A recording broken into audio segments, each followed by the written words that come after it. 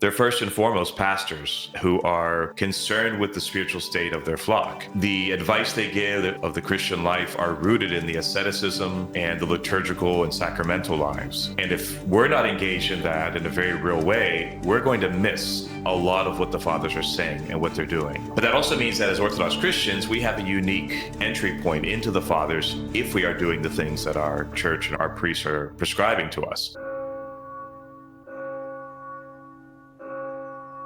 And welcome to Barrel Age Faith. Today I have a very special guest, Father Joseph Lucas. He's an archpriest at the rector of Christ the Saviour Orthodox Cathedral in Miami. And he's the author of many books as well. He got his PhD at Radboud University in the Netherlands. And he's also went to St. Tikhon's. And he's a Patristic scholar, and he just came out with this amazing book by Ancient Faith on the Fathers. So you've got to check this out, How to Read the Fathers, a guide for Orthodox Christians. So Father, thank you so much for coming on to... Yeah, thank you for having me. Also, I want to make sure that people immediately subscribe to the channel that you and your church have put out. It's Apostolic Tradition. It's on YouTube. You can find it under Apostolic Tradition. I've also recommended it before in the past because I stumbled upon your interview with Sarah from Hamilton and Father Stephen DeYoung. And I just thought that those interviews were very rich and needed for our time in the wild, wild west of YouTube and the internet. The main idea behind the channel was just for me to interview people that have expertise in something in the Orthodox world and create kind of a long form interview place, something like a Joe Rogan of Orthodoxy sort of a thing, where I let people just talk. I try to ask some leading questions to get them to expand on the topic, and but usually very isolated topic that they're going to explore within their wheelhouse. So that was the idea. So the ones that have come out already, I tried to pick a topic that they hadn't already explored in other recordings and other places. I think over the next few years, it's going to be really great to watch those interviews spread all throughout the internet and hopefully do a lot of good, which is what your book is really all about. I think when I read the first few chapters, I'm like, this is very, very needed right now. Whether someone is an Orthodox inquirer, whether they're, online and maybe talking about the fathers, or perhaps they're a lay catechist, the list could go on. This book is very needed. So why did you feel like it was time to write this book through Ancient Faith and have it published? Well, I know that there are similar books out there that are about the fathers, like introductory books, but they were written from primarily either a secular viewpoint, just kind of introducing the church fathers as a body of literature, a source of knowledge. The Roman Catholics have put out some things about approaching the fathers from their perspective. The way that I was taught, the way I was mentored in Patristics and in the importance of the fathers within the life of the church, is a unique perspective, right? What I was taught, what I learned, what I'm able to teach others is an Orthodox way to approach the fathers, which is different than just a secular academic approach, or the way that, say, the Roman Catholics or Protestants might approach the same sources. I wanted to use the methods I was taught, and also the ones I've developed over time working with parishioners, because I have done little classes, over the course of my priesthood, teaching the fathers or using them in biblical interpretation. And I wanted to give those methods to the average layperson so that they can begin to read the fathers, because there's a lot of misunderstanding, a lot of misuse of their writings, and I thought it could be something helpful for them. I thought it was good that you immediately started introducing terms like eisegesis and exegesis. Of course, when I went to an evangelical theological school, it was, that's kind of the very first thing when you go to scripture. You don't want to put your own meaning upon it. You want to listen to the authors themselves and exegete, pull out. So what's interesting is that you do sometimes see this happening with the fathers as well. People put their own meaning onto them. And so in your book, you're very careful to distinguish these terms. What can we learn from these two methods? And what are some of the errors that we see happening all around it? Well, I think in general, a lot of the same techniques that are good practice for biblical reading, biblical study, are also applicable to the fathers in many of the same ways. Because ultimately, we're reading the fathers, like you said, exegesis is to draw out. We're drawing out the meaning. And it isn't just, or it shouldn't be at least, just to win an argument, to prove text, to make some point to somebody. It should be part of an overall implication or or application rather within your life, within your spiritual life, within your understanding of doctrine, within everything, right? It's supposed to inform you, guide you. And the same way that any biblical quote or passage taken out of its context becomes, it usually is falsified, right? The saying goes, a text without its context becomes a pretext. And that's something that's often said in biblical studies. I think the same thing applies in the reading of the church fathers. If you take something out of its original setting, you don't understand why the father said this, when he said it, what was the intention, which father said it. Is this somebody who's considered a universal teacher of the church, or some kind of like periphery figure that we have very little from? A lot of these things matter. And if you're going to try to build some kind of a case, the same way that you could build a false case by just taking random scripture verses out of context, you could do the exact same thing with the church fathers. And I see it happening all the time. People don't take the time to really get at the source of where these passages are being taken from, or they're pulling them from bad translations, old translations that maybe are outdated, or Although you done, can call me out on my Shaft series back here. You can call it. The Shaft series isn't terrible, but obviously they are Protestants of the late 19th century. A lot of times they're reading the like the PG, the Patrologia Greca, but they're reading the Latin translation of it that's parallel to it. I don't think most of the time they had a very specific agenda per se, at least not that I'm aware of, but just their cultural context, right? They are Protestants in the 19th century. They're going to read the text a certain way. They're going to translate it a certain way. They're going to use terminology that's familiar within their denominational affiliation. And a modern reader has to be careful or sensitive to those things. When you see something that looks like an obviously Latin root theological term, when you know that that's a Greek father, for example, right? Be a little cautious, like, well, that sounds an awful lot like something I would read in, something after the Council of Trent, well, that's because that kind of language has been floating around, and this particular translator is familiar with that language and is using it because it's familiar to them, but can throw us off and make us think, kind of, it projects some of these ideas back into like, for example, the Byzantine period or something. I'm sure you as a translator understand, like, what's the best word in English to capture this word in Greek. Is there ever a perfect one-to-one? I mean, there are sometimes. I mean, there are some words that have very, very small range of meanings. They're called the semantical range. How many definitions you pull out. Something like the Patristic lexicon is one of the most famous ones. Lampe's Patristic lexicon. You pull it out, there might be one word that has like a very small range of meaning. You're pretty much going to be accurate if it's something within that, maybe one or two definitions. Then you have another word that has such a broad range of meanings that the context is everything. Where is this being used? What's this writer's background? What period are they living in? How are they meaning it? Like, for example, if you see the word ousia used in the 2nd century, it obviously doesn't mean the same thing that is being used in the 4th century when it becomes a very specific theological term and the debates around Nicaea and after Nicaea. So you just have to be careful when you're translating.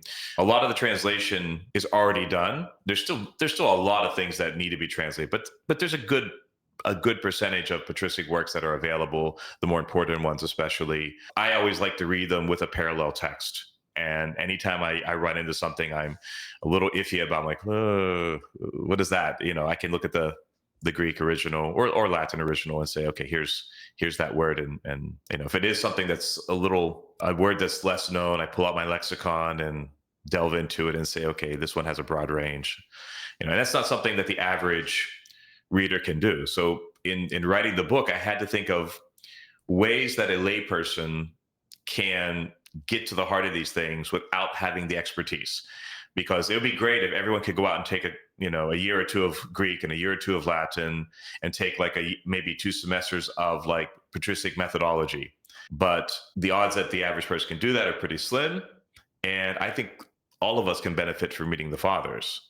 So the idea was, how do I create or give methods to an average person without the expertise to avoid making simplistic or false arguments, and be able to get some good content out of the church fathers. You know, you kind of run this in the biblical studies world. Sometimes people will put James against Paul and the apostles against each other. And some of the ways that my own professors helped me kind of solve this in the Greek was like, sometimes the way that this person is using faith is a little bit different. It has a little bit of a different range than how Paul is using it compared to John or James. And so sometimes those things were helpful getting into the Greek. But then how do you help people see that without immediately thinking that there's a contradiction? You kind of addressed that a little bit in your book. Should we automatically go into the fathers thinking that they contradict each other, or should we kind of give them the benefit of the doubt that they're on the same page?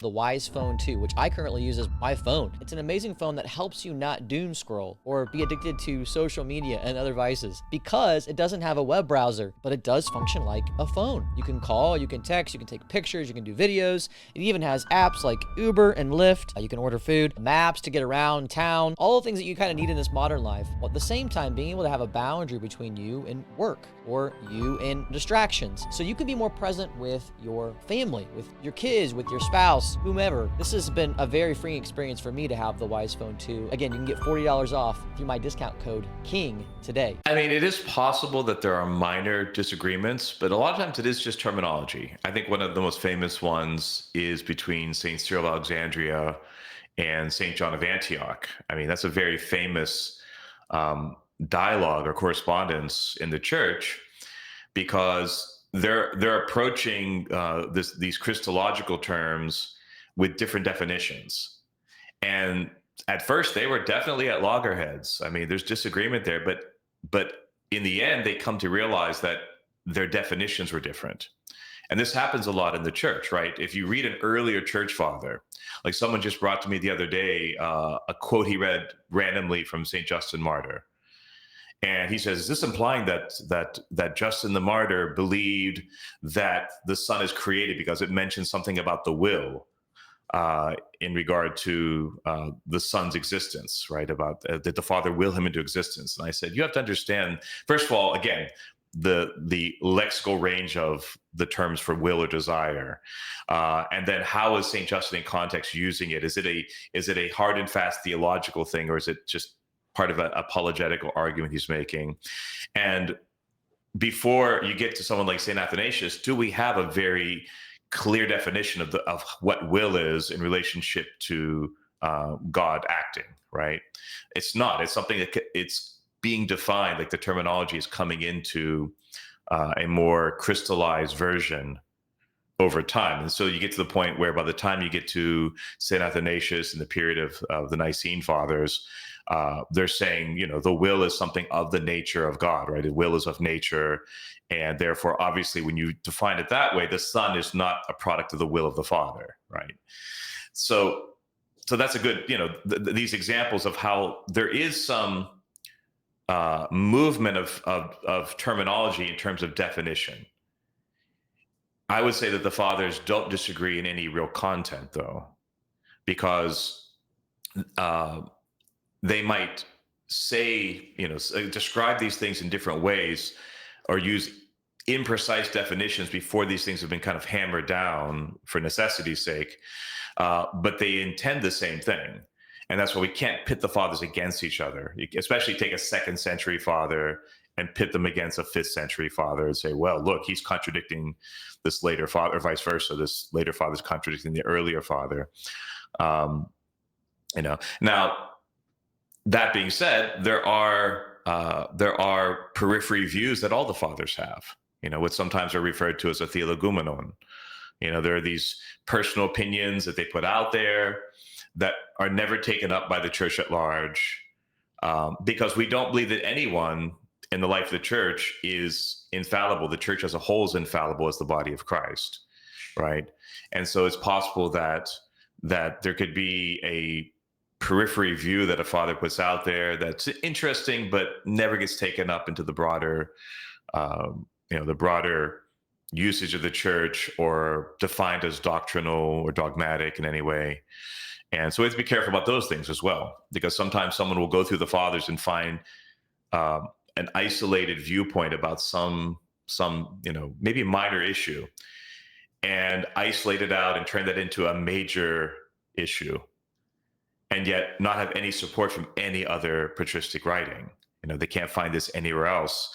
And it doesn't seem to jive with the rest of the patristic inheritance. So again, it's about being cautious, reading the fathers with humility, and learning from the fathers, but not trying to turn them into this new system, based on our own kind of surface level readings. Yeah, I definitely picked that up in reading your book, that there's these tips that you give on how to approach the fathers cautiously, with humility, and making sure that we are doing certain things. That is, making sure that we are worshiping in the divine liturgy, that we are fasting and praying, and that we're living the same lives that the fathers did.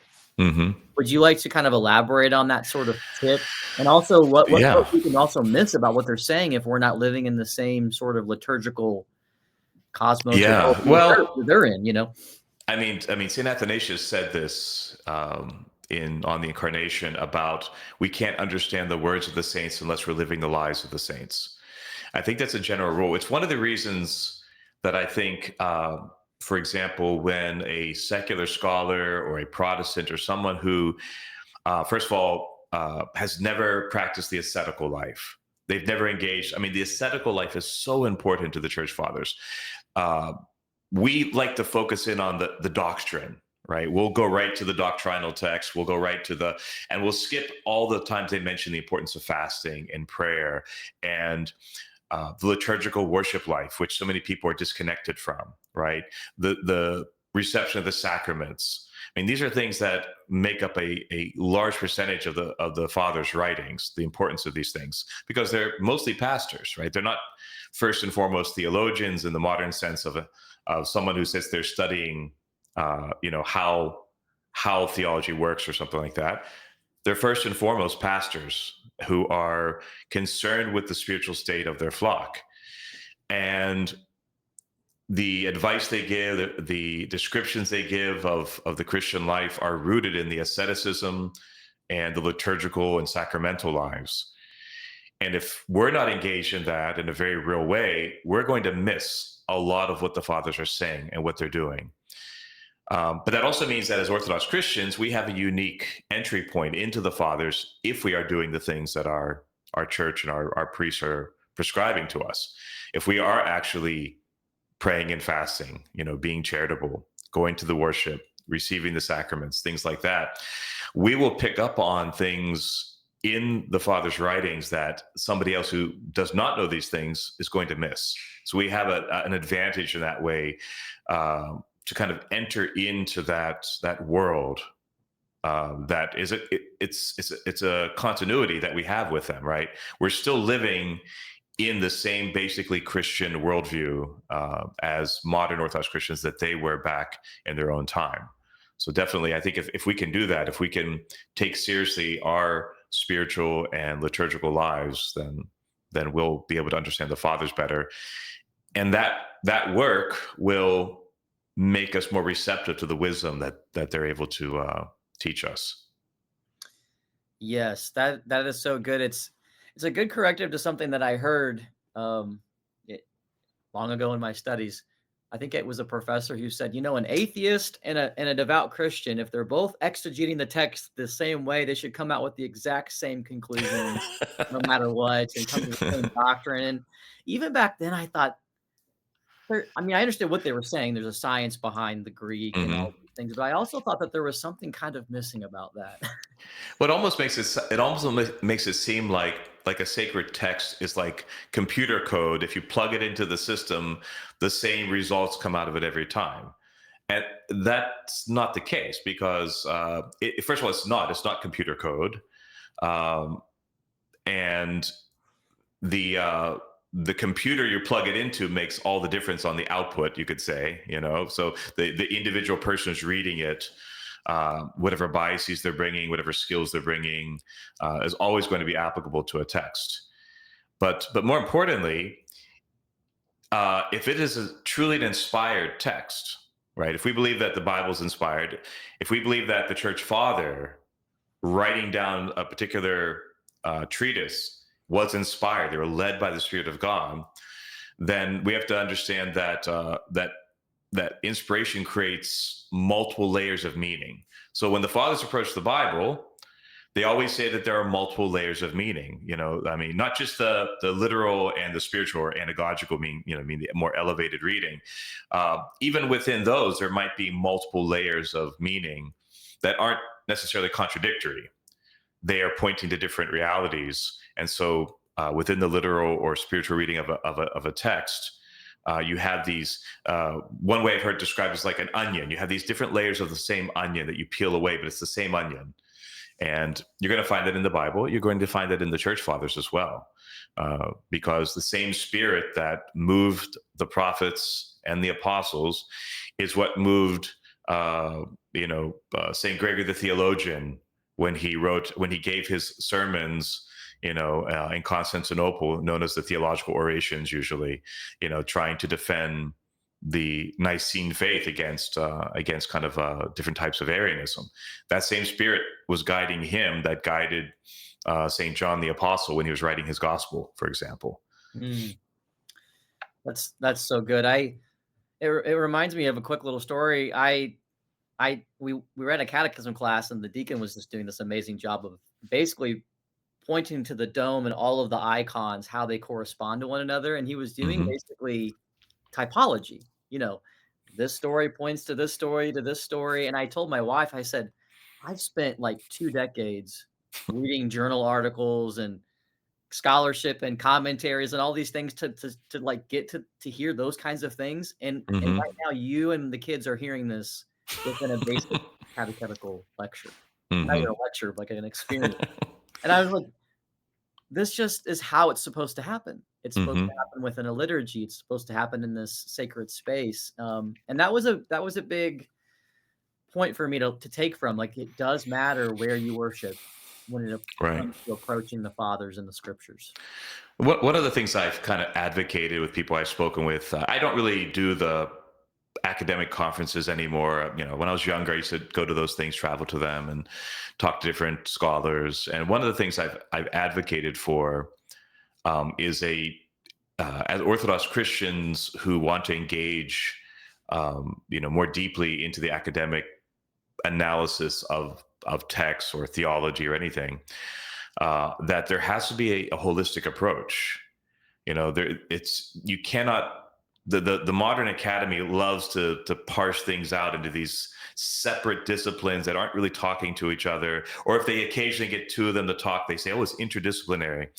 A holistic approach would basically enable us to see the world the way that the early church saw the world, right? The way the fathers engaged the world, to see worship and our ascetical practice and our biblical reading and interpretation and et cetera, right? To see them, the hymnography and everything all overlapping, the iconography as it developed into, kind of its highest point and its theological, precision. To be able to see how these things all inform each other, because the people that created this world that we've inherited and this worldview, they saw it that way. They weren't sitting in separate little departments of a university examining just theology or just what an icon means. Everything they did was integrated in a very real way. And so we have to do that. So, I mean, that's one of the reasons when I did the genres in the second half of the book, I went through different genres. I chose several different primary genres of patristic writings, including hymnography, because I wanted to show how the same sort of spirit that moves and enlivens these other patristic texts is also what moves the various writers of the hymns of the church that we hear in worship. And that's just as important. If I was more knowledgeable, I'd probably add an extra chapter on the patristic meaning of iconography, but I think that was a little bit beyond my expertise, so I stopped with hymnography. It made me think when you're talking about this sort of, analyzing the parts versus seeing the whole. It makes me think of the difference between a whale at SeaWorld and a whale out in the ocean with their babies. There's a complete difference with whale behavior. when they're Right. taking care of their babies and they're in their whole school of whales and the sociology that's going on between them and with communication. And you just don't know what a whale is until you see it in its own ecosystem. Right. And when I get to talk to people who are trying to they're trying to go through these doctrines and try to decide which one is the right one. And so oftentimes, and I have fallen into this error as well, we're like almost kind of looking at a dead mouse, trying to analyze the parts without Dissecting it. Yeah. dissecting it without really actually seeing how the animal operates in its ecosystem. And that to me is a big part of what you're doing in your book. You can correct me if I'm wrong, but it's kind of like being able to see the ecosystem of the fathers and how they're all relating to each other. I would say probably nothing I wrote was original per se, right? I mean, these are things that I've been taught, things that I've learned from others and combined. Some of the way that I'm referring to these ideas are maybe the way that I've, in a utilitarian way, found a practical way to teach these things. But nothing there is going to be in any way revolutionary to anyone who has been Orthodox for a long time. Hopefully the light bulbs that go off are just people saying, oh, I never thought about using this technique, right, to approach the text, things like that. They shouldn't read it and go like, well, that just radically changed everything I thought about the church fathers or the church's teachings or something like that. One of the images that I use, I've heard other places, which is the idea that the church fathers are a choir, that there are different voices, and just like, a choir that has particularly, I'm from the Slavic tradition. We have the 4-part harmony. When you have these different harmonies and they combine to sound as one voice, you have a good analogy there of how the fathers come together. The output of their writings are approaching things from different angles, from different life experiences and different centuries over the last 2,000 years. But it is a singular harmony that sort of comes out of reading their texts. And that's what I wanted people to really gain, is like, we're going to analyze these texts, but the point is to see how it informs us about the whole, about the whole of our faith. Like, for example, if you come out of this saying, I'm a St. Gregory the Theologian, or Basilian, or I'm a Cyrillian or something, like you somehow have latched onto one father that you think illustrates your theological viewpoint or something, then you've missed the point, right? When we read St. Basil and St. Gregory and St. Cyril, we're looking for how they overall inform and expand our knowledge of the faith, and how they work, how they are coming at it from different angles and different ways of speaking to elaborate on various aspects of the one same faith, the faith once delivered to the saints, that, as Jude says. So there should be this idea that the fathers are going to lead us into the wholeness, into the fullness of the faith, not try to push us into some sort of corner where we're using this father against this other father. There are some other writers out there. I won't name names. I don't want to do that. But there are some writers out there publishing today that would purport to be Orthodox, who, if you ever look at what they do, they only will quote from maybe a couple of writers, right? It's always the same couple of writers, always taking texts in isolation from those writers. And then they build elaborate ideas and theories. When you read them, you think, well, this is very different than what I thought about my faith. Well, there's a reason for that, right? When you take little passages out of context, someone could, be a scholar with a PhD and be doing this and take little quotes out of context and build a whole system, a whole idea. But when you look and see that they're entirely basing this on one father, and they can't support it with other, if they go a little bit broader and look at a lot of other texts to create this idea, then you have an issue, right? They're not leading you into the fullness of the faith. They're trying to put the fathers in opposition to each other, to make a new point, or to prove a new theory, or to back up their own ideas, or what have you. The fathers oftentimes are, not always, but they're also responding to heresy. And that's an important context. If you're not aware that they're responding to certain heresy, then it's easy to sometimes misread them. So what are the dangers of not knowing that they're responding to heresy, and how does that also shape our reading of them? Now, a good example would be St. Augustine, Right. The things he says in response to Pelagius are oftentimes a bit exaggerated, maybe even hyperbolic, right? Because he's trying to now, obviously, Pelagianism gets condemned by the church, and so Saint Augustine was in the right. He wasn't saying anything incorrect, but some of his theories or ideas he comes up with in the heat of this debate, right, with Pelagianism, uh, were never taken up by the church. Right, like many other things he said, they just were never taken up by the church at large. He kind of is in many ways on the periphery in early Christianity because he's an outlier. He's out there, one of the few early Latin writers over there in North Africa, not very versed in Greek, so not as knowledgeable about what's coming out of the councils and so forth. So there's some, so some of the things he says, and rightfully he retracted many things that he said because he realized, well, I kind of overstated this or I overstated that. So he's just an example that when certain fathers are dealing with heresy, there might be a tendency to overstate something, to go a little too far in the heat of the debate. The same thing happens with apologists. I first learned that I saw Father Patrick Reardon speak years ago. I've seen him speak a few times over the years, and he said, you always have to be careful with the apologists because the apologists sometimes are extremely hyperbolic in trying to respond to their interlocutor, whoever that is, right? And so you have to really make sure you're careful with their writings. He says sometimes people can take heresy out of an apologist's writings simply because they took that overstatement and tried to build a whole theory off of it. Knowing the context, right? Knowing who this writer, this particular father is responding to. What's the historical debate? Like if you read the debate between, St. Augustine and some of his, like Julian and Pelagius, these guys, it got a little heated, right? There's some personal insults being volleyed back and forth. There's some things going on, right? And in the heat of that moment, he's writing, furiously to defend the faith against this, and yeah, he overstates some things. That's just one example. You can find that in other fathers. Even in the debate between St. Gregory Palamas and Varlam, there are some things that St. Gregory himself says, okay, well, if you take my phrase out of context and exaggerate that, yeah, you can get a problem out of that. So I'll restate it.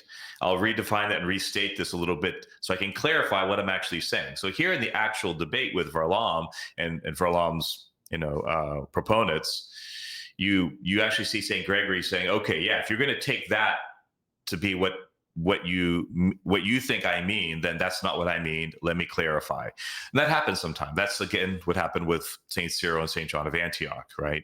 Clarification. Luckily, St. Cyril lived long enough to have those correspondences with St. John of Antioch, and basically reach some sort of agreement on these things. Not always does that happen. Sometimes a church father says some things to challenge something, or he's challenged in something he said, and he's not around. Maybe it's 50 years later, and he's not around any longer to clarify himself or readdress these things. We only can take things as they are, and knowing the context. Probably, I know I give at least 2 warnings against reading Origen in the book for the layperson, because the layperson doesn't know the whole context in which Origen is writing, where Origen overstated things. But later on, the church did speak about this, right? The church does look at the mistakes of Origen, and those particular mistakes are condemned. They are challenged. Now, whether Origen, if he had sat down with somebody in his own age who could look at these things, look at his book on first principles and give him a verse by verse critique, and maybe Origen could have written a clarification or retracted something. Who knows? Maybe he would have doubled down. I don't know. Maybe he would have been, excommunicated within his own time. We don't know, right? That never happened. But the problem is the average reader doesn't know all these things. They can only know that the church later on found major issues with a few of his approaches to things. And And it's very hard unless you know inside and out what those issues really are to kind of go through, for example, his exegesis of the Bible and to see where he uses terminology the wrong way, or there's underlying positions there that maybe were later found as to be problematic. That's why I think we have to be very careful, particularly when a writer, a certain writer, is not a canonized saint in the church, right? The academic is going to approach all the early writers as kind of on the same level. We as Orthodox Christians should always give all the preference to those writers that we know have been canonized by the church, have been held up as pillars of the faith. And then we know that the content we're getting is fairly reliable. It made me think of when I'm reading scripture, I'll ask, okay, what kind of hat is this person wearing? Like St. Paul, for example, his writings can look differently compared to, like, let's say Galatians versus Philippians. Galatians, he's kind of upset with like heresy, the Judaizers, and then Philippians, it's a very encouraging letter. He kind of sounds like this pastor, and then Romans, he sounds more systematic in a way. And it's like a big rhetorical argument. It basically is how I describe it. Exactly. Yeah. Studying the rhetoric of Paul and his complex like tools that he had at his disposal, and the fathers seem to be operating in a very similar way. Right. Is this father writing a hymn? Is he have his pastor's hat on right now, or is he being the apologist? All those are very important tips in reading the fathers. Yeah, there are multiple fathers that they have works in multiple genres. Right. There's that they wrote a theological treatise. They had personal correspondence. Maybe they wrote a hymn or two, so yeah, there's going to be very different intentions and styles in each of those genres. One thing that I was going to bring up as a side note to what you were saying about St. Augustine. Of course, I love St. Augustine, great father. But I do feel like the way that the West sort of unfolded, that someone like St. John Cassian gets eventually thrown under the bus by the time of the Reformation, and the Counter-Reformation kind of throws him under the bus too, where he's almost declared to be a semi-Pelagian when really he's just not quite. Like, Cassian doesn't seem to be saying exactly the same things in exactly the same ways that St. Augustine is. Yeah, that's a good example. Some scholars will locate the beginning of this with like Prosper of Aquitaine, his usage of St. Augustine. But this is a gradual thing, right? It's a happenstance of history that St. Augustine, being the most prolific Latin writer in the early church, becomes the primary source in the West later on when they're reading and writing in Latin, through scholasticism, and then after scholasticism, he's the main go-to. And oftentimes it seems that there's this indiscriminate examination of his entire corpus of writings as being almost on the same level so you don't have the contextual reading, right? He wrote a lot. There's a lot of surviving texts of St. Augustine. And you have to kind of, first of all, it's a massive thing. People are just Augustinian scholars, for example. They spend their whole career just reading St. Augustine. But the way the early church, certainly in the later councils, like in Trullo, he's listed as a father of the church, or in the Sixth Council, he's listed as the father of the church. They don't quote him. He's never quoted at any of the seven main councils or the later councils. He's not quoted per se. There's some debate about whether St. Gregory Palamas quotes him in some Greek form. But, the fact that he is considered a church father, that means that in general, he's coming at theology the same way as the rest of the church fathers. Where his language and usage is off, it could be one of two reasons. One, again, he's using different terminology, and we need to define his terminology by looking at what the other church fathers of the same era meant, right? That could be one thing. Like, instead of looking at how a later scholastic writer 500 years later was understanding St. Augustine, maybe we should look at other contemporary writers, or just maybe filter him through the lens of what the more well-known Greek patristic writers were saying at the time. But we might come across places where he went a little outside of his wheelhouse. He said things maybe that were incorrect or not useful, And that could be with every father, but some fathers more than others. The more they write, the more possibility there is that that things are recorded that the church would say, okay, that's not exactly, that's too imprecise, or that's too exaggerated, or something like that. So we just leave that to the side. But the church fathers had a way to approach this. They said, they took the story of Noah getting drunk and his two good sons walking him backwards to cover him. They said, we have to cover the nakedness of our father, right? So if we see that one of the church fathers is off for whatever reason, right? Imprecision of terminology, they just went too far, whatever. We don't try to decanonize them or something like that, right? There have been attempts to like cast St. Augustine out of the list of the saints, right? And things like that. No, we cover the nakedness of the Father. We pass over those things and say, well, they were a little off on that. And we look at the overall consensus of the Fathers, the overall teaching of the Fathers. And I think one of the best things to do is to oftentimes just read St. Augustine through the lens of the rest of the Church Fathers. We have so many other Church Fathers. So on something like Trinity, right?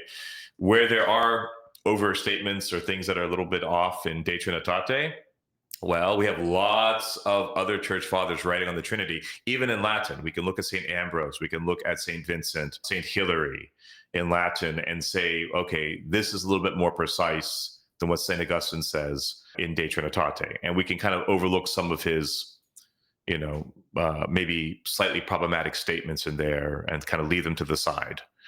And I think that's not all the fathers are like that, but there are some fathers more than others who we have to be cautious like that because they just wrote so much, there's so much surviving. And some of those ideas have been taken up later on and turned into systems that contradict what the overall consensus of the early church was. So in some of the Augustinian systems or Thomism, the way Thomism uses St. Augustine sometimes, there are places where it would contradict what, say, the Cappadocians have said, what St. Cyril has said. Some of these guys were truly considered benchmarks for the faith. I mean, St. Cyril is one of the greatest benchmarks of the Orthodox faith. Anyone that would malign or try to minimize the influence or role of St. Cyril of Alexandria does not see the faith the way the early church did. He was considered a seal of the fathers by many. That term was used in later councils. Wow. So that's a very important, that's something St. Augustine doesn't, the greatest saint as he is, he doesn't get that sort of imprimatur at a later, Orthodox council. So we have to certainly there are certain church fathers that are like lenses through which we read the rest of the tradition through. Like St. Athanasius is in that camp. I said the Cappadocians, St. Maximus the Confessor, all the way up through, St. Gregory Palamas, and after him. I mean, I don't believe that the age of the church fathers has ever ended, but we still have to, some of these more recent saints in the church, we're still going through the sifting process, right? Of which ones, because there are lots of saints in the early church who have occasional writings and we don't really quote them as doctrinal statements. Right. They were holy people and they may have written some things or whatever. And the one thing that the Roman Catholics do that we don't do as much is they give the title doctor to somebody, certain saints. We rarely make those kind of classifications, we've only had 3 saints we call theologian, for example. But there is a sense that there are certain writers which we look to as sort of doctors of the faith, those ones who have been instrumental in the formation of dogmatic statements, at least over the course of the church. And it's an ongoing thing, right? In the 20th century, certain writers stand out, certain saints stand out more than any other in terms of their theology and the example they gave to the church. And other saints, well, it was mostly their pastoral guidance, their ascetical writings, their personal, the miracles they did, things like that. So we have to kind of examine those. When we look at contemporary saints, there's still the process of figuring out which one of these modern saints are fathers per se. I would say certainly St. Nikolai of Zicha is a modern father. I would certainly say that. I mean, you read his writings and you're swimming in the same water as the Cappadocians, for example. St. Demetrius Staniloae recently canonized. His breadth and depth of theology is incredible. sometimes when people say authors, I pull out the book that I'm currently reading, his volume 6 on the fulfillment of creation. Very nice. Yeah, he was instrumental in my early theological formation when those were first translated in the late 90s. That was very important to me. My wife, who is from Romania, never ceases to remind me that at our at our honeymoon, we went to the beach in Delaware, and I was sitting on the beach reading all the Staniloi's recently translated volumes instead of swimming. So she never lets me forget that. Beach time's the best time to read. You probably get a little bit more. You got a beach down there by Miami, but I don't have a close beach. Yeah, now it's I'm only 10 minutes away now. I used to be hours and hours away. So okay, we're on social media, whatever people's preferences are. And let's say they see an image, like a meme of a church father quote. Right. And there's no reference to where it comes from. Before someone hits the share button, what should that person do? This goes for anybody. Before they hit the share button, I like that quote from that father, and they just share it without thinking. What should they do to verify? It's very difficult because when there's no attribution, unless you already are familiar with that father, and you can say that sounds like it would come from this text, and you could do a little quick peruse through the text or something, it's very difficult. Now, one of the good things is sometimes technology we can use to fight technology, right? Right. And so we can do a Google search or even a Chat GPT search. That's the most pro AI thing I'll ever say, probably. But you can use it. I have used it like that. I've seen quotes and I punched it into Chat GPT and said, "Is this an authentic quote? What work does it come from?" And it is found. Sometimes it'll say, "Well, this sounds similar to this one." I'm like, see, they changed it a little bit to fit, because people love to paraphrase things, or they pull it from some odd translation done by, who knows. There are a lot of pseudo scholars floating around they aren't actually qualified. They oftentimes do is they'll take some like the Schaff edition you have there. They'll take like a quote from there and they'll just re-paraphrase it into modern English without looking at the original languages. Because that's public domain stuff, they can just kind of take it as is, republish it and tweak it as they like.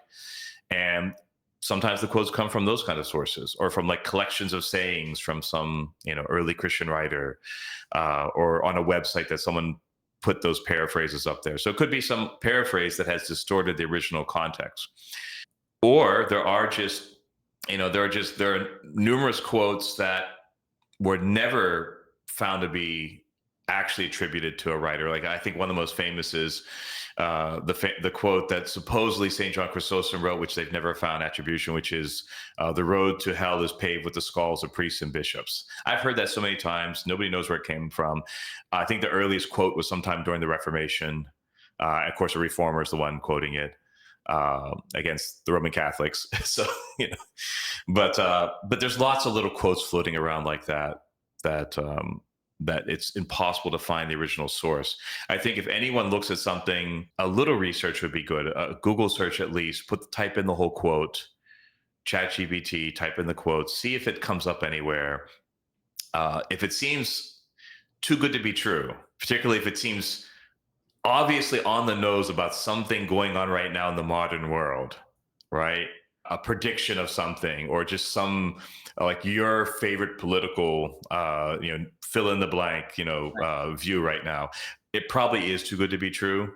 But the utility of the quote is also important. If it seems just like a very positive spiritual statement that seems to jive with the scripture and the general sense of the fathers, then even if the attribution is not perfect, it might be harmless. I mean, a lot of these memes are just like they're almost like those inspirational calendars.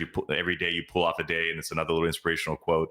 If it's inspirational, it doesn't seem be harmful or provocative in any way. Maybe it's okay to share without extensive research. I would say the moment you see something that seems a little too good to be true, do some research before you start pushing this particular this quote. Good advice, Father. I was telling you before the show, I probably see it happening to C.S. Lewis the most online. It's like anybody could just write anything and then just put C.S. Lewis and then just be scared like crazy. Right. I'm like, he did not say that. And sometimes they're close, but there's other times where that's like, it's not even, you can't even find it anywhere in his writings. And so you can make some Lewis people upset if you share one of his quotes that's not his quote. Yeah. I think this happens a lot more with modern elders, because there's a lot of unofficial publications because people love to kind of latch on to some of the elders.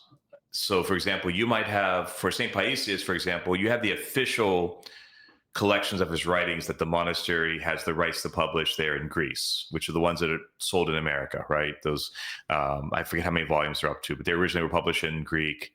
They've been translated into several other languages, and they've been coming out piecemeal in English.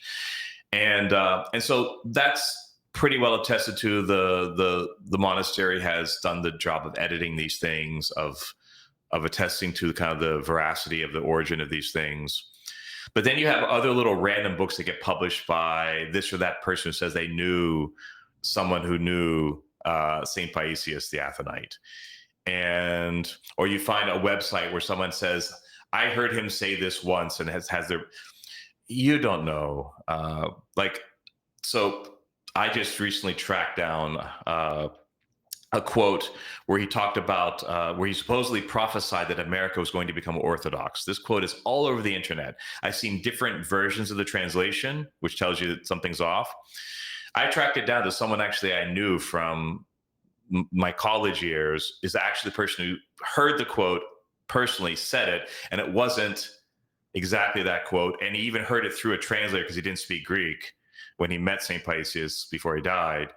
And it wasn't a prophecy that America is going to become Orthodox per se. It was more so this question about Orthodoxy, will it find a place in America, kind of a thing. It's a lot more contingent in the sense of the quote.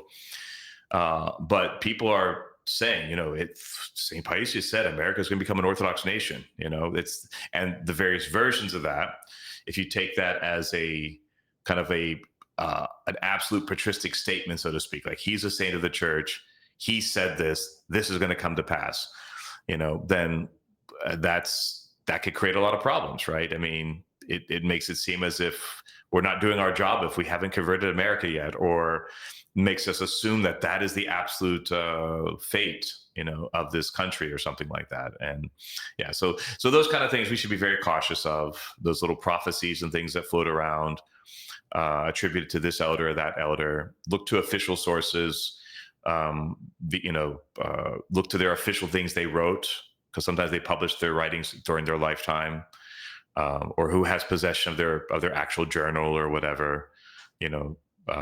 That's important. Look for you could say the custodial chain of the information, right? The same way that I was taught back in college, the internet was just coming out back then, and we were taught like how to do proper internet research by looking at the custodial, chain of sources. Where does it go back to? We have to do that with the fathers sometimes, with a meme like that or random quote on a website. Where's this coming from? Is this in any way reliable? How much possibility for distortion has there been in all the transferences of this particular passage, to where it is now? I've also seen it with icons, where people will say, like on the internet, saying that this is the icon of so and so, and it has an accurate maybe quote of them, but like that's not them. Well, and there's also, this is something for an iconographer to kind of gripe about, but there are also people who are experimenting with new types of iconographic images. There is a canonicity to iconography of what is acceptable, how to depict certain saints, which saints can be depicted in certain ways. And there are people who are out there creatively experimenting with things that a lot of traditional iconographers would say, well, that's not kosher, and so we have to be careful. Some of these images pop up, but just because someone has painted a certain icon image does not mean that's that should be in a church anywhere or in your personal prayer corner, because who knows who came up with that idea and if that's attested to anywhere else, because that is part of the patristic inheritance too. The iconography, the theology behind iconography, right? All the little symbols in a given icon are part of the patristic inheritance. And a good iconographer knows these things. They know, for example, the baptism icon, the theophany icon. What's that little axe for down in the corner that's oftentimes there next to the tree? There's a whole, biblical connection that's making about what Christ is, when Christ says that in the Bible. Why is it there at the theophany? It's not in every version of theophany, but many of the ancient icons and modern icons, it's there, right? But you can't just make something up. I've seen other iconographers just make something up. They're kind of self-trained or something. They stick all kinds of little things in the image that are modern inventions, so to speak.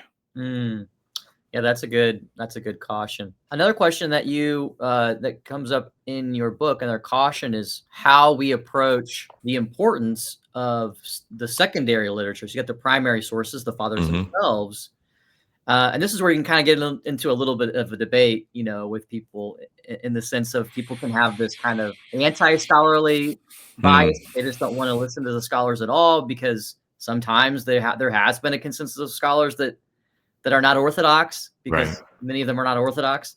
And so there's a little bit of this kind of, I don't have to worry about the scholars. But then at the same time, people can care too much. Like, there can be even an overemphasis, where as if nothing new can be written by a scholar, an Orthodox scholar, to eventually balance that out. So what's some of your cautions and advice on approaching secondary literature? Well, I think the first thing to go to is, because there's a couple of different kinds of secondary literature. One would be an analysis of the text you're about to read, and that's probably the most useful. So if you buy, a book with homilies from St. John Chrysostom, maybe it has 5 homilies or something on a specific topic or given at a specific time by St. John. And the introduction, hopefully, is just kind of contextualizing those particular writings. Like, when did he write them? What was the purpose? It's extremely useful information to contextualize those texts. You should be a little, I would say, sensitive to if you see, like, I don't know why a certain scholar would write a book about a saint they disdain, but sometimes it happens. They write a book and they kind of have a very cynical opinion of the person that they're writing about. Sometimes that happens in academia. And be sensitive to that. If you see them being kind of very critical, maybe a little negative of the life of St. John or his actions, then there may be some kind of agenda there, maybe some even subtle or subconscious dislike the person has. Who knows? That person, maybe they dedicate 10 years to doing a doctoral thesis. At the end, it's like, I hate St. John Chrysostom or something. You never know. There's all sorts of motivations people have, but that's what the field they're in now. So they're going to keep working on it, right? Think about someone like Bart Ehrman, who thinks has such negative views of the apostles and the Bible and Jesus, but that's his field. He's going to stick around and until the very end as a biblical scholar, right? There are patristic scholars who come away actually not even liking the fathers in general or specific fathers, and you have to be sensitive to an obvious kind of cynical and negative tone that they have in their writings. And hopefully, I think the average reader can pick that up. But if you don't find that, then more than likely, it's the historical information is probably accurate in most of these. If you see the person has credentials, they are they are a professor or scholar that works historically in historical Christian sources or patristics specifically. Probably the historical data is good. It's probably true. There might be more that could be said about it. It might not be exhaustive, particularly if it's just an introduction. There might be other books you can get on it on the same thing. But it's probably good information to contextualize the source. And I think that's a good place to start. The other type of secondary literature are these longer hypotheses that they put out about a particular father or particular set of writings. And that we have to have a little more caution, because like any doctoral thesis, the scholar is trying to prove a theory, right? And if they're trying to prove a theory, oftentimes they're trying to pick something no one's done before. And so they might pick something edgy. They might pick something, maybe pull something from a little more sociological bent, like a feminist reading of St. John Chrysostom, or the Marxist reading of St. John Chrysostom, whatever, right? You have to be a lot more cautious with that kind of secondary literature, where they're going into depth about a particular father, and it's probably based on a theory they've come up with that they've been working on. Looking at the credentials can be helpful, but looking at, does this person have a denominational affiliation? Does this person have a particular view that they are obviously trying to push through this? They might state that in the introduction, of this work. Not to say that we should just throw those things out the window, but we have to be extremely cautious. What is the position of this writer? We can find out a lot from the introduction itself, or looking up about this author. What are they involved with? What other things have they put out that kind of maybe, give us some background information about their viewpoints that they might be trying to prove through this work that they put out. I always tend to say that we should prefer Orthodox writers, because hopefully that at least there's not going to be a denominational influence where they're trying to prove something else. For example, right now, Brigham Young University is putting out patristics texts. They have a patristics department, and through their publishing, arm, they're putting out patristic texts. The actual texts and the apparatus are fine. Their agenda, though, is they're trying to use the concept of theosis to prove their idea that you're going to get your own universe. You're going to be a god of your own little land. And so you have to be very cautious. Like I got a volume of St. Ephraim's homilies that's only available through them. The work is pretty good overall, right? Very short introduction, just historically based.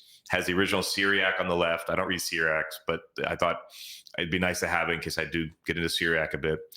And then the English translation on the right, good apparatus at the bottom with notes and things like that. Pretty good. But I've heard that some of the other works that they have are very much rooted in their denominational views about the fathers, right? Trying to prove their own theories. So we have to be extremely cautious with what comes out of something like that. Whereas hopefully an Orthodox writer is going to at least be rooted in our faith well enough to not make those kind of assumptions. But even then, as I mentioned before, there are people that purport to be Orthodox writers and who have their own strange hypotheses. But you can usually figure that out. You can look at the breadth of their writings. What else are they publishing? Look at some of their articles they put out, because sometimes their articles or little statements they put out might kind of show their hand and where they're coming from. So that kind of secondary literature that is like broader, examining these things in a theological context, we have to be a little more cautious with. The historical analysis and contextualization of the text is very, very useful. We just be sensitive to negative opinions or biases that the author might have that come across oftentimes very obviously in those texts or introductions. Yeah, I think maybe sometimes I've seen maybe a little bit of a line of like anti-asceticism in some of the commentators, or they're giving you a concept. That's very common. But like maybe, this person was anti-body when they really weren't anti-body or anti-matter, but they just took the dualism claim is very big. They love to see all the fathers as basically Manichaean philosophers or something. Very, I don't know why, but very dualist. That's a bias you'll find. The misogynist accusation, the fathers are a bunch of misogynists, so kind of the feminist reading, that's a problem, is trying to see that, because they're trying to reinterpret them through kind of modern ideas about, modern secular ideas about male and female and so forth. So yeah, those kind of things, political and sociological implications that get a kind of a gloss over the fathers. Those are all problematic and not very helpful for us. I like the tip in your book where it's like, approach them with humility and don't weaponize the fathers. So yeah, right. You can have these tendencies. I'm online a lot. It's easy to be like, well, let me find this quote where I can win this argument. Yeah, proof testing is never a good idea. I mean, it's not good with the Bible, and we usually decry that as Orthodox. We're like, don't proof text the Bible at me because you're misusing it. And then we go out and do the same thing sometimes with the fathers. We find that one quote is like, yes, there's my mic drop moment, Yeah. And that's not good. We need to read broadly, see the meaning of it, and learn from them. Approach them humbly to learn from them. Well, thank you so much, Father, for this new book. Again, I would encourage everyone to get it through Ancient Faith Publishing. It's going to be this great accompany, this guide to the fathers. I think many people who are inquiring into the faith, those who are new to the faith, those who have been around for a while, but they need to brush up on like, how do I really approach the fathers? I think this book's going to be really, really helpful. Well, thank you for having me on. It's been great. Finally get to talk to you in person. So I know. Oh, I know. I've wanted to have you on for a while. I appreciate some of our interactions in the past, the tips and the encouragements, and I really appreciate your feedback on those things. And again, would love to have you on the show again. I think you're just like this amazing person to have around during this time where it's like we have this amazing patristic scholar who can help us approach the fathers without making a lot of errors or mistakes. And if we do, we can go out and we can apologize because Father Joseph, he let us know we butchered that father. Well, there are a lot better scholars than me out there that I know, and that those who have mentored me, those who have been around a long time. It's just that most of them are not clergy. Some are, but most of them are cloistered off in the academic world somewhere. And I have the advantage of being out there a little bit more with the people, both first as a parish priest, and then also having a lot of connections within, American social media circles and things like that. That hopefully I'm a bridge figure, right, to take the wisdom of not only the fathers but of modern readers of the fathers, some modern saints even that I've met over the course of my lifetime, and be that person who introduces them to others. So that's my only hope, is that I can be the one who could be like the handmaiden for this wisdom to others. Well, that's so important that our time and place where we're called to be can play a key role in helping others find the faith. And what do you make of this moment now where I mean, it seems to be, I don't know, you are overseeing a parish, probably seeing a lot of new inquirers. I mean, how are they finding out about Orthodoxy?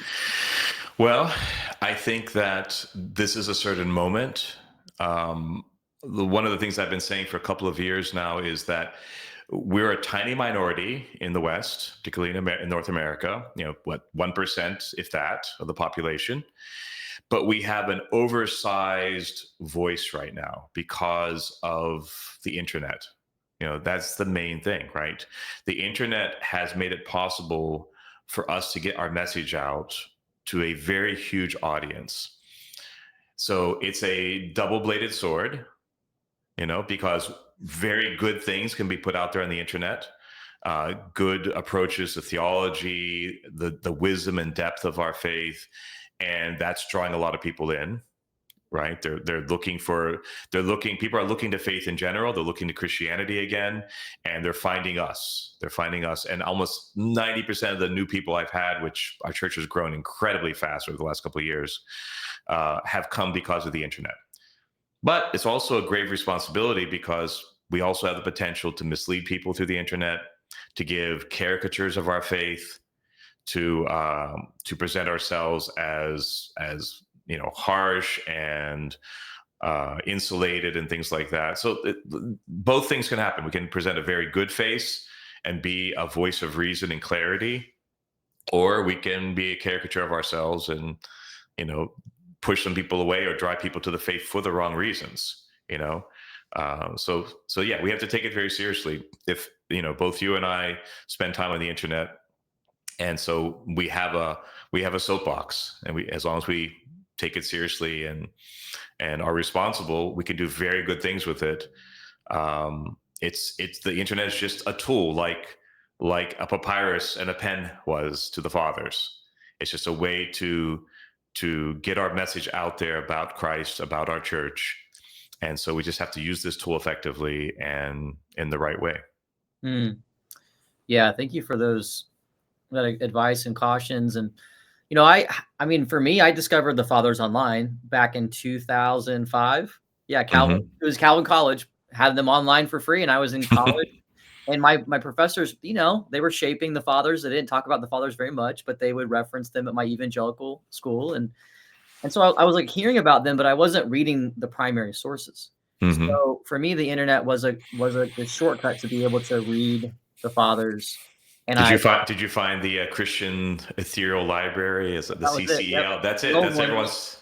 A lot of people, that was their first go-to, source. Yeah, and of course, there's limitations to that. As you were talking about, that's the cautions in your book, because there's always better resources. But when something's free and it's the only thing you can find, it's better than than nothing else. Yeah. So, Well, it's basically the Shaft series. Yeah, it is. Upload, that's basically what it is. So, Yeah. so it's which is still the go-to for a lot of people. There are still things in the Shaft series that have never been retranslated. So you're only going to find them there in English. So it's still a source, and the fact that it's accessible online in the public domain means that a lot of people can start there. Yes. I've always wondered what would it be like how much money would it take, and how many decades would it take to have like a whole like Orthodox online series for free for everyone to access? Like, how much would that cost? Well, my fantasy, which will probably remain a fantasy, would be that someone put the funding into a little Orthodox Patristic institute that would have the sole purpose of just a handful of incredible scholars and translators going through it and editing and systematically putting out all of the main fathers that we consider canonized saints, at the very least, right? In critical editions with the original language on the left and a perfect, or at least as good as we can get, English translation on the right and a perfect apparatus underneath, and have it out there as kind of like a new Shaft series done by Orthodox with that purpose. And, that would just be a wonderful thing. Instead, we have lots of dedicated people working on their own, a lot of times at their own expense until they can get something out there, making very little money off of it. So it's very time consuming, oftentimes a labor of love. We have very few publishers that put out the fathers. We have these things in all kinds of different places. We have this seminary press or this academic press or whoever putting out these fathers, and someone else putting out this group of fathers. Or we can't find it from any Orthodox publisher, so we go to this Catholic publisher or this Protestant publisher. That's kind of where we're at. It's where we'll probably continue to be at unless America does actually become Orthodox and we have major funding to do these massive projects. Well, Father, it was a blessed time spending time with you today. And guys, definitely check out his book. And again, as I said in the beginning of the interview, subscribe to Apostolic Tradition. All right, God bless. Have an amazing day. We'll see you next week. Take care. God bless. Bye-bye.